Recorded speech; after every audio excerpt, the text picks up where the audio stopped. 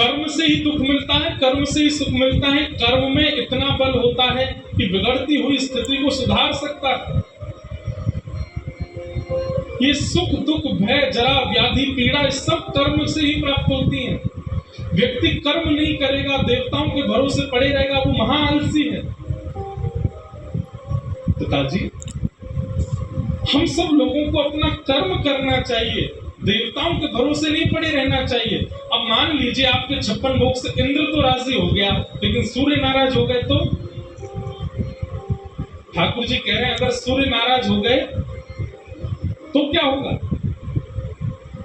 उतनी जोर से तपा देंगे, फसल जल जाएगी सारी। इंद्र की प्रसन्नता धरी रहे अपनी तरफ, और सूर्य भी प्रसन्न हो गए, इंद्र भी प्रसन्न हो गए।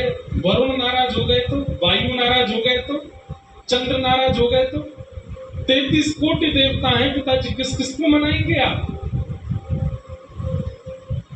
मेरे हिसाब से तो व्यक्ति को अपने कर्म पर निर्भर होना चाहिए। कर्म में बल होगा तो उसे सब प्राप्त हो जाएगा।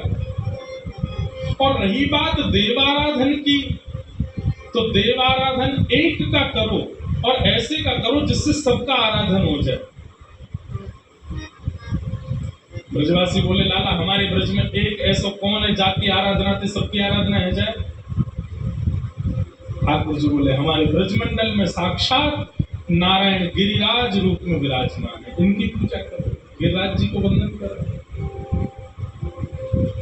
सब ब्रजवासी बोले लाला और कहीं इंद्र नाराज है क्यों? तो बोले अरे जिनकी शरण में जा रहे हो उन पर पूर्ण विश्वास करके जाओ।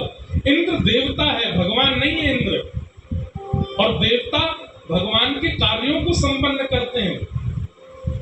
परम इष्ट तो नारायण है, और वही नारायण यहाँ पर गिरिराज रूप में विराजमान है। सब ब्रजवासी बोले लाला हमें कहाँ मिले वो? बोले तुमने कभी इंद्र के दर्शन किए? बोले ना। बोले गिरिराज जी के तुम्हें दर्शन होंगे, चलो। और सब ब्रजवासी अपने अपने घर से 56 भोग की सामग्री बना करके बैलगाड़ियों में सजा सजा करके श्री गिरिराज पूजने के लिए जा रहे हैं।